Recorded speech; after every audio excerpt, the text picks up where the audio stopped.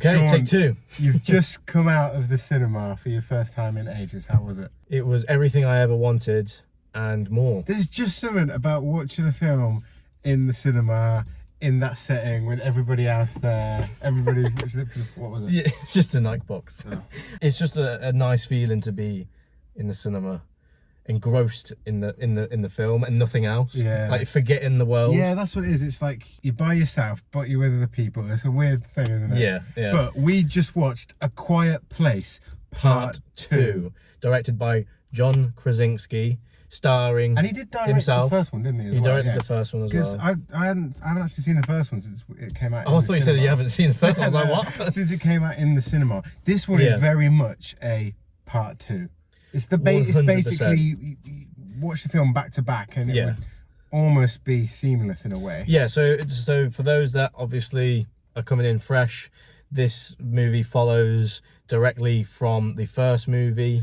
It's starring Emily Blunt, John Krasinski is in there, and Cillian Murphy has a big role in it, which I didn't expect. It's also got Jimon Honsu as well. I think you pronounce his name that way. I didn't He's out of Guardians of the and Galaxy, isn't Gladiator as and well. Gladiator, and I didn't actually know he was in this film. No, neither going did into I. it. In terms of a cast, in terms of performances, I think they all did a solid job. Cillian Murphy is, I think, one of the best actors working in the business. He is incredible, and I'm glad that they found a big role for him in this movie. Let's start from the beginning in terms of, so no spoilers, but obviously the opening of the movie, they show day one of the invasion. Yeah, flashback. So it's a flashback. So John Krasinski is in that flashback, and we got a lot of footage from day one, and I actually would have even preferred more, because for me, seeing John Krasinski as a normal civilian with his family trying to run away from this invasion, it was insanely tense. It was insanely tense. But not only that, I can relate to John Krasinski's character dressed as a civilian, because I just see him as Jim from The Office.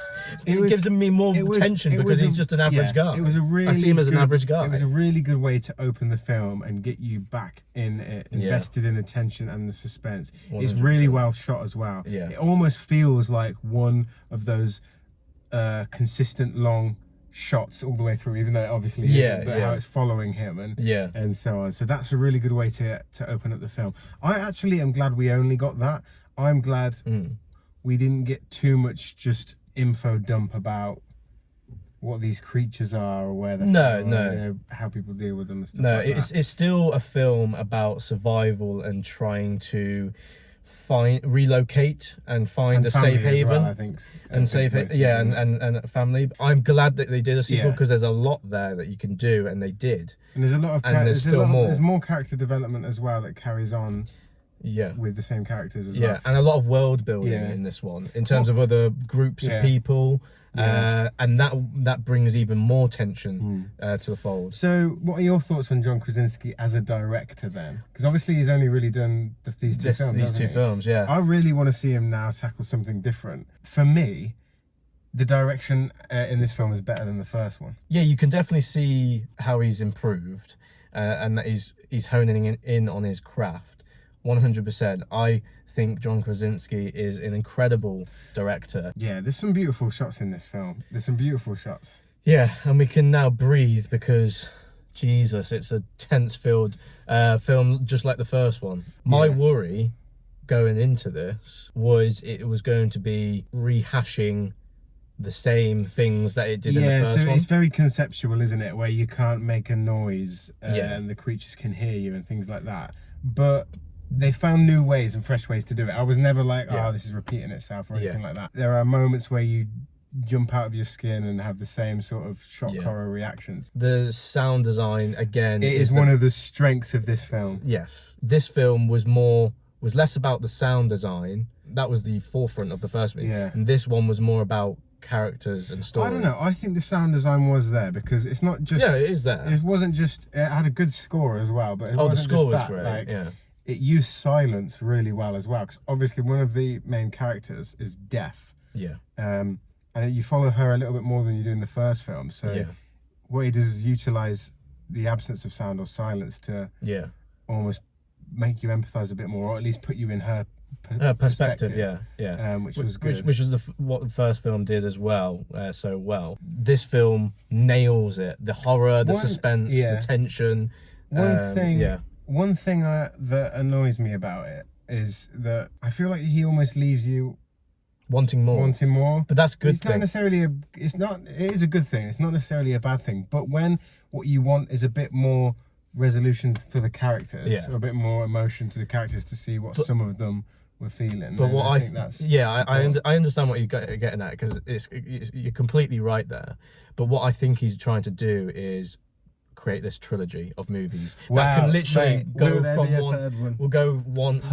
We'll carry on one after the other, and you will eventually get that character resolution in the third movie. The lighting of this film was on point. I know we didn't talk about that much. Well, the cinematography all around. The framing. And I think, sometimes when you get films where you've got a lot of countryside and things like that, it can just be the beauty of the actual place. But it's not that. It's more than that, isn't it? It's about the framing of shots and so on as well. What did you think of the child performers then? They are strong, especially the main girl that is deaf. And I won't spoil anything, but the ending was a really good representation, or had really good imagery of generational growth, especially within this world building. There's one scene in here, because I was going into this film and I was worried that there's not going to be much action. It's going to be very suspenseful, like the first film. I feel like people might look at this film and see it's too similar to the first, but actually, if you look at the action and the special effects, they've actually ramped up as well. Yeah, improved. I think there's this one action scene with Cillian Murphy where they're at the docks. Yes. Which was really well shot. And I was just on the edge of my seat. Brilliant. It was so good. Brilliant. And it's just a testament to good acting, isn't it? If you can have a film with really limited dialogue, yet still be more attached to the characters than if you were in a film where they're speaking all the time. Yeah. Like, what do you think of the creature design? This was another issue going into it for me, was showing the creature too much would then lose that scary element and lose that tension, but it didn't. No, and you do see it more than in the first one, definitely. And it didn't, so that's a good thing. It's an imposing presence. It gets you. I'm thinking about it now. I'm like, and the reason why it still works is because the creature is solely reliant on sound, and therefore there's another layer of tension that is still there when you can see the creature, whereas with other monster movies, like for example Godzilla versus Kong, they're just massive things just crashing through everything. There's no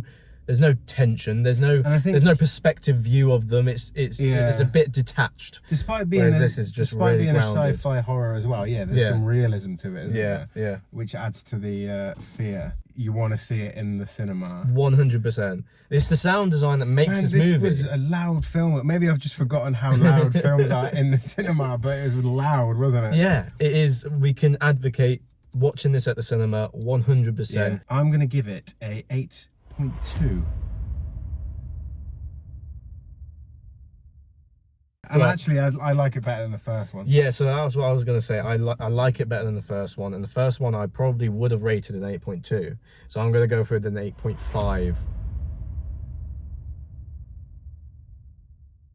Props to John Krasinski for not only creating his first directorial debut, being a good movie, but following it on with a good sequel. That is a feat, to have a sequel that's better than the first film. It is. Yeah, 100%. So well, but again, it's a two-part. It's definitely a two-part. Definitely. Yeah, we recommend watching the first one and then going straight to the cinema and watching the second one. So, but yeah, 8.5, 8.2. Let us know in the comments what you think of this movie. If you haven't seen it yet, definitely go and see it. And let us know what they should do, or John Krasinski should do, for a third film if he makes it a third part. Yeah, so thank you for watching.